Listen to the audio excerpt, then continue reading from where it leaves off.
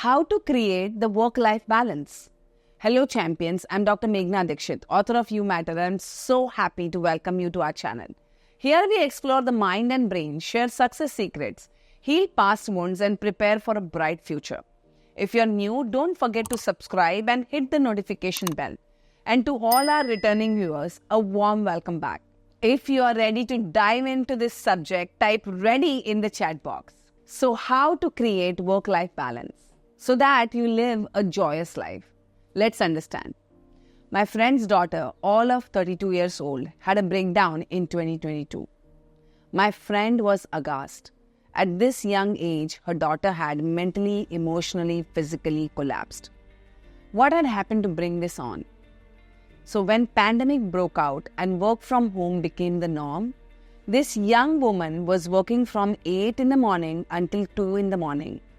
That is 18 hours of work with hardly any breaks, no weekend off. The reasoning was her monthly remuneration was hiked up by 200%. Essentially, she had become a slave to her job, which ended in her feeling burnt out. So much so that she finally quit her job, took a sabbatical for 1 whole year to recuperate and rejuvenate. This has been a most common story with so many people. Post-pandemic has increased the cases of depression, not only in adults but in kids as well. Balance means a situation in which different elements are equal or in the correct proportions. Just look at nature. There's perfect balance. There's perfect harmony. We may have theories on climate change and climate becoming worse, but in all the chaos, there is balance.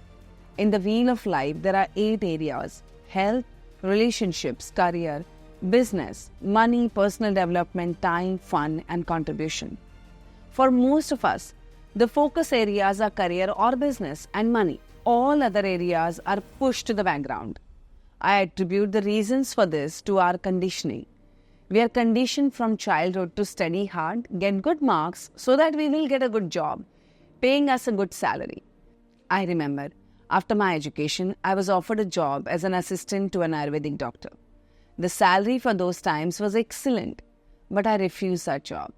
When I told my parents about my decision, my father was livid. He thought I was being so foolish. He came from his understanding and experience. It was difficult for him to get that my heart wanted something else. Today, I'm glad that I followed the calling of my heart. It was tough, but totally worth it. I've struck the perfect balance between work and life. But was it always like this? Not at all. I too went through the stress and a burnt out phase. I'm going to share all the steps that I took to come back in balance, in harmony with myself. I read this quote: "Balance is not better time management, but better boundary management." Balance means making choices and enjoying those choices. What is better boundary management? So get ready with your pen and paper to dive deep. And once you come back, let me know in the chat box, ready. Step 1. Learning to say no is better boundary management. It is 7 p.m. The office is almost empty and you get a call from your superior boss that they urgently require that particular report. You have completed your work for the day and are ready to leave as you have a date planned with your partner. The call puts you in a dilemma.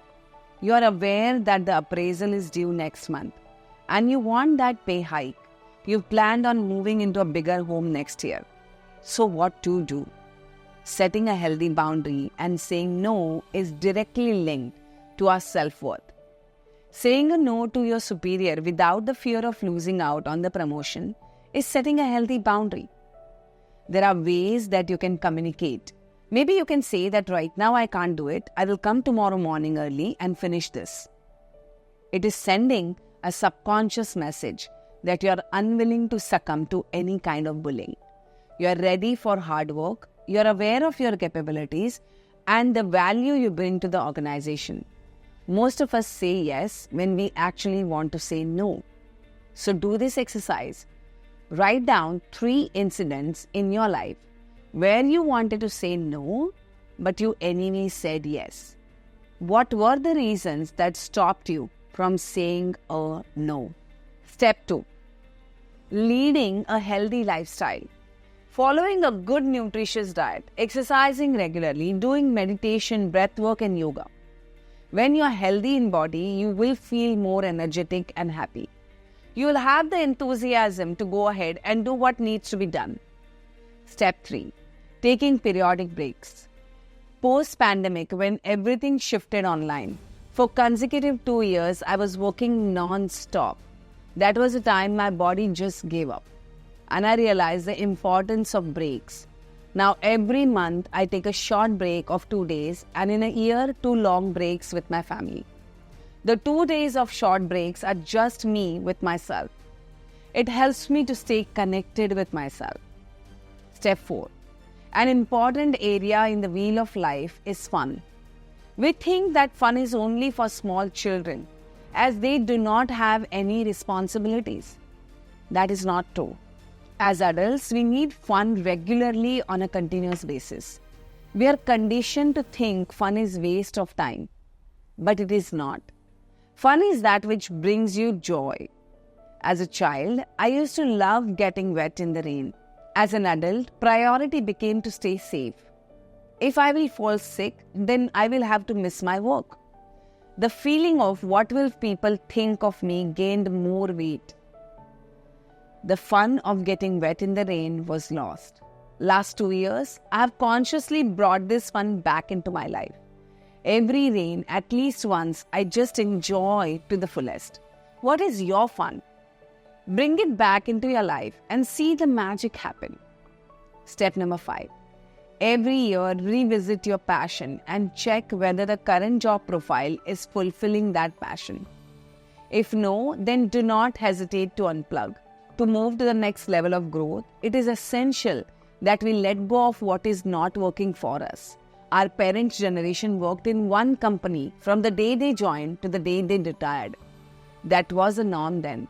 Leaving a job for better prospects was not encouraged in most middle-class families. Security was the highest value. But things have changed today.